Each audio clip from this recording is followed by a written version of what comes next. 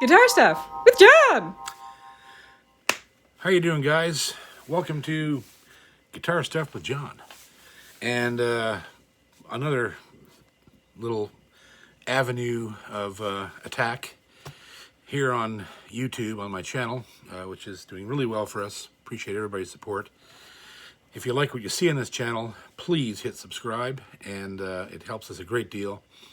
And also, if you want to get some really cool secret perks that no one else gets, click that join button and you can join for as little as $2 a month. And you get all kinds of little secret videos and messages and pictures and stuff that no one else sees except my membership. So, yeah. So hit subscribe, hit the notification bell, blah, blah, blah, play guitar, ha, ha, ha. So, there you go. So, this video, as you can see, is going to be my first formal review video. And I decided I wanted to start doing reviews because I'm getting my hands on some interesting guitars, and I know that I got a lot of guitar heads out there. So and there's a you know, I love guitars, and you know I love the man, Mr. Boucher himself, and but there's a lot of other great instruments, and I occasionally come into them. And so this one I wanted to do, and I want to do a few things, some housekeeping beforehand. I want to tell everybody that most YouTubers, YouTube content creators that do reviews, they're very upfront about why they're doing what they're doing. A lot of people get paid sponsorship. A lot of people get free products. And you know, so it always leaves that wondering in the back of your head: is this person reviewing this or recommending this because he's being paid, or because he has some private deal with the company and all that stuff? And most YouTubers, especially the ones I follow, are extremely transparent, and they tell you exactly where they get things and whether or not they're being paid to sponsor it, and all these things. So I want to do that for you now and just tell you that I don't work for anyone. It's pretty simple. I love gear. I love all kinds of gear. I use it for a living. And so I end up buying a lot of guitars, a lot of equipment, stuff, like just it's what I do for a living. So as part of my daily expenditures is buying equipment. And so I come into a lot of different kinds of equipment, especially guitars. I'm a guitar head. I can't help myself. I love great guitars. And I also love underdog companies that do great guitars that people might not know about. And my relationship with this man here is a great example. When I first started with him for 5 years ago, he wasn't as well known as he is now. Right now, he's on fire, and he should be. And he doesn't pay me to do any of this. He doesn't give me guitars. Our business is commerce, and it's a fair trade. All the things that we do together, he makes sure that I have what I need, and I make sure he gets the money he needs, and that's the way it works. Nobody's being paid to endorse anything. And the same thing with Recording King. Recording King, of course, is giving me some instruments, but and they don't understand why I do this, but it's because I like to support companies, right? So they've given me one guitar, and but I've bought 3 more. I bought them retail. So I just love gear. And so whatever recommendation I make to you, it's my opinion. It's definitely my opinion, and you don't have to share it. But if you kind of agree with what I'm saying and you like what you see, it's good advice. You know, go out and buy this product and see if it fits what you want. You know, I just really want people to have great instruments and be happy with their instruments, and have an instrument that makes them want to practice and makes them want to play and create and become a better player and closer to their instrument. Guitar, look, let's face something right now. The world right now is f***ed up. There's some serious problems going on. And I'm telling you right now, music is our savior. There's nothing like it to calm the nerves, take your mind off of all of this crap that's going on. And it's a beautiful thing, and it brings people together, and it creates communities. And right now, YouTube is the greatest place in the world to congregate if you're a guitar lover or a music lover at all, of any kind. And it always was, and now it's even more important. And YouTube knows this. I can see them doing things that are really good for us, right? And they know what's going on. They know what's happening. And so, yeah, so that's why I'm kind of doing these extra videos. I just always thought it was a good, kind of a funny idea to do this type of thing this way, with the little title card and the little voiceovers and showing you what I do behind the scenes. But this video here will be public. There might be parts of this that we cut out and give to the membership. You never know. Anyhow, but so this is my first, technically my first real tech review of an instrument. And so I'm going to review for you today this guitar. This is the Yamaha FGX3. And it is a beast guitar. This guitar will punch you in the face. That's just the way it is. And I'm going to talk to you in depth about this guitar and why I like it and why I choose to play Yamaha. I don't have an endorsement with Yamaha. I worked with them about 15 years ago when they brought their handmade L series guitars back onto the market. That they were at the time charging anywhere from $6,000 to $8,000 for. And I clinicked for them in Canada for about 4 or 5 years. Worked with them closely here, with the office people in Toronto, who became close friends of mine. And we broke a record in this country. I think we sold around 300 units of these guitars in Canada alone, and that was a record. That's a lot for $6,000-$7,000 Yamahas, but people hear Yamaha and they immediately go, well, that's just a crap beach guitar. But that's not true. Yamaha is one of the greatest guitar builders ever in the history of guitar. And they've made some custom instruments that are mind-boggling. You look at people like John Denver, Paul Simon, Brian May from Queen, and the list goes on and on of people who you've seen play guitars, and there's these massively beautiful ornate instruments, and you're thinking, where the hell do you get that? Well, they're Yamahas. And I've had their custom instruments, and they're incredible. So I don't endorse them anymore because they just kind of stopped doing it. They stopped when that thing was over with the handmade instruments. They kind of cleaned house in Toronto. The guys I was working with got fired or quit, and they just stopped. They shifted their focus because they're a huge company. So they shifted their focus to some other part of their business and kept putting out the lower model L series guitars into production, factory production. Even though they're still handmade, the ones that I was playing were made in a shop in Hamamatsu, made by 9 or 10 guys, overseen by the master builder. And so anyhow, so I don't endorse them, and they don't give me anything. As a matter of fact, I couldn't get a deal from them if I tried.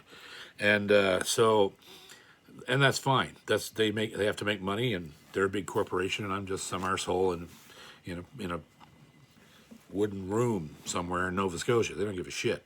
So anyhow, but it doesn't matter to me because I still love their guitars, and I still recommend these instruments to anybody who's looking for a great guitar for non-Martin Gibson Taylor pricing. Let's take a close look at this instrument. Here's your headstock. It's got a rosewood veneer, and it has the truss rod end is under this plate here by the nut instead of in through the sound hole, which is a traditional setup for the FG180 from 1966. This is the guitar that Richie Havens played at Woodstock, basically. It's the guitar that kind of made the 180 famous. It's based on that. It's got a beautiful mahogany neck, and you see it's got nice Yamaha proprietary Grover kind of, or maybe even Waverly style butterbean tuners. Really nice, and very, very well installed and work flawlessly.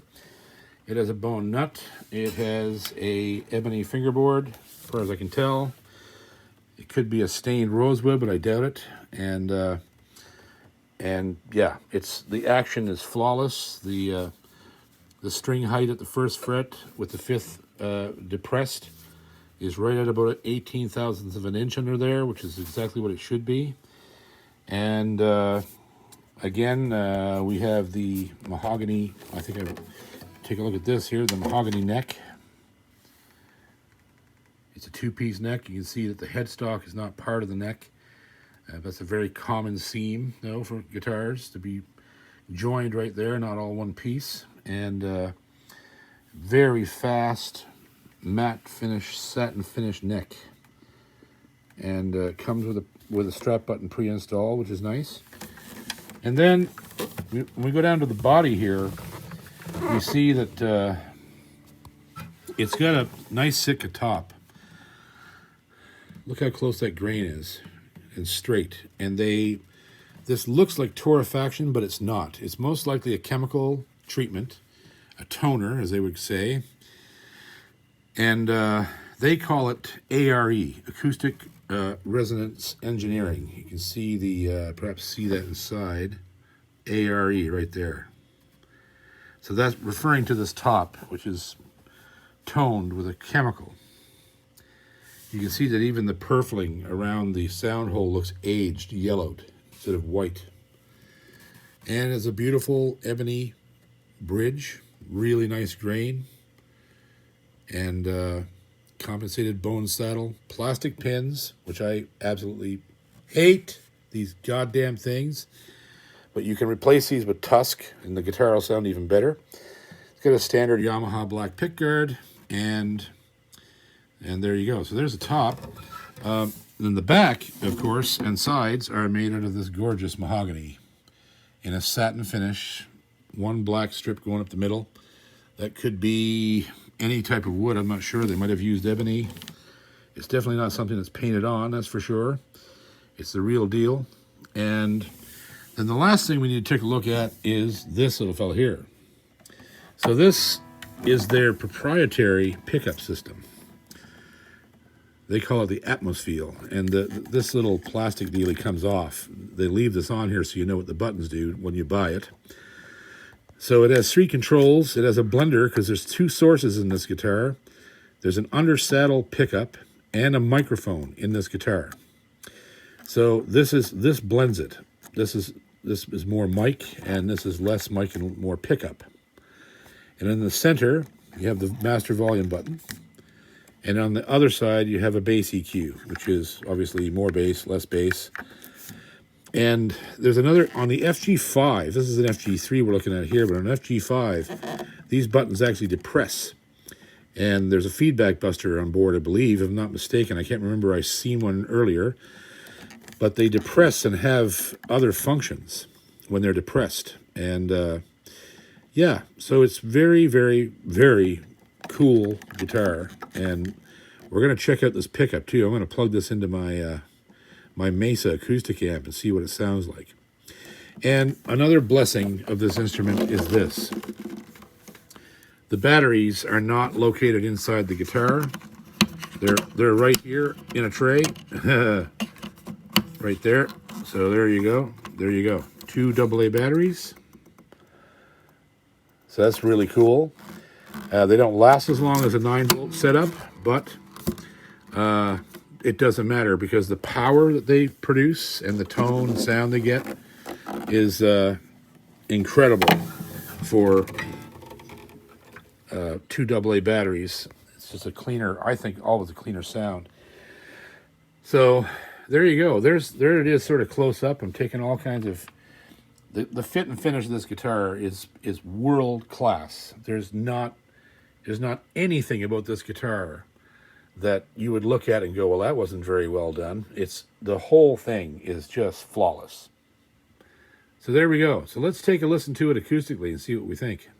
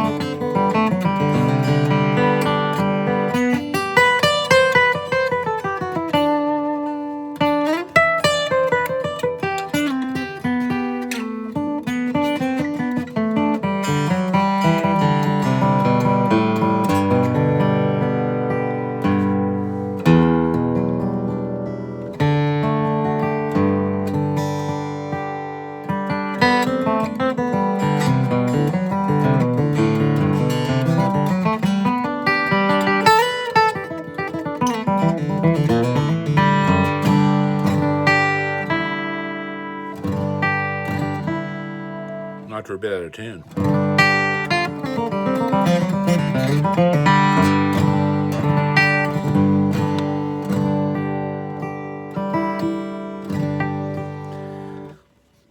That's just with the iPhone stereo microphones, and there it is acoustically.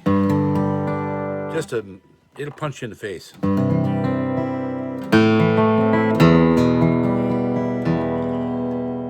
I don't know about you, but I hate to say, I've picked up Martins that didn't sound that good.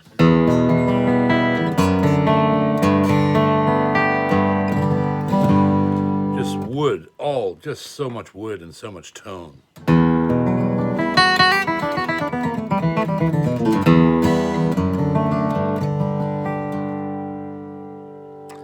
Let's listen to the pickup. So here's the guitar going through my Mesa Rosette. The bottom end is flat. I've got a couple of dB pulled out of both of the mid-range sweeps, and a little bit of treble added, and some reverb. And the bass EQ on the guitar is flat, and the mic and piezo are 50-50. And this is impressive.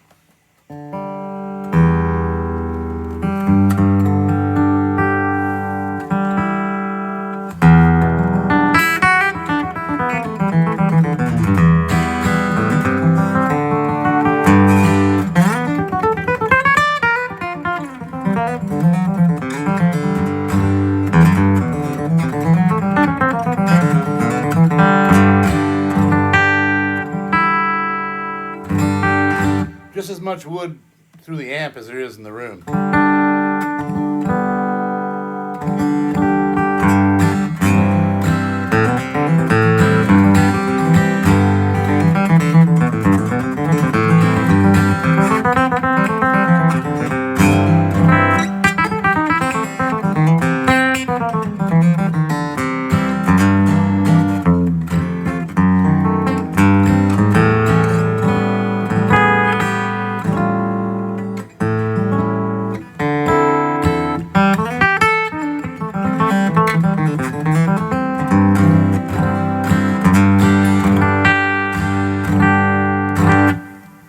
Very, very nice.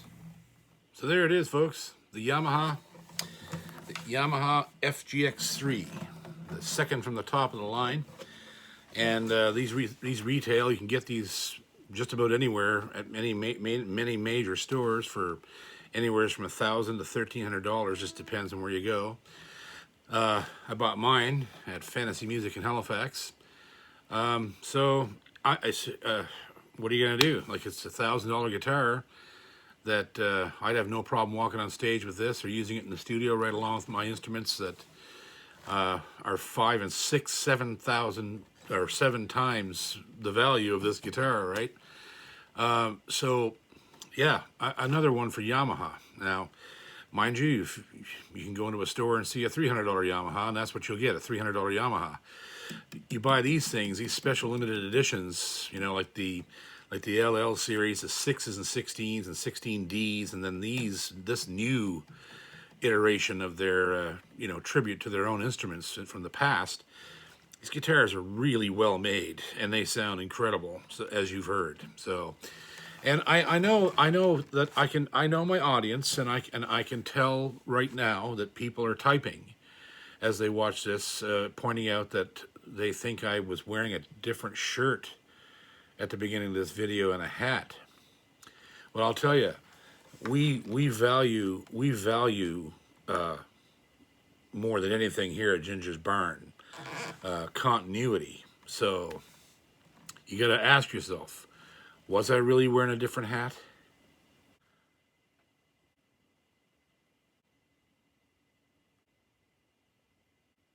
Or do I just talk so much about Boucher that you just imagine I was wearing a Boucher shirt and had a hat on? It's silly. I wasn't doing that. Anyhow, so there you go. There's my first official review for you, my loyal followers on YouTube. I love yous, and I hope this helps you pick out a great guitar, no matter what it would be. Just pick out the one that makes you feel the best. And hit subscribe if you like this video. Hit like. If you want to join our private members, please do. It's very inexpensive and it's a lot of fun. We're talking to our secret guitar heads all the time in the back channels there. And I love yous. Stay safe. Keep picking the guitar. That's the main thing. Well, pick anything. Fiddle, banjo, mandolin, bass, whatever. Just as long as you're picking. All right, we'll see you soon. Bye.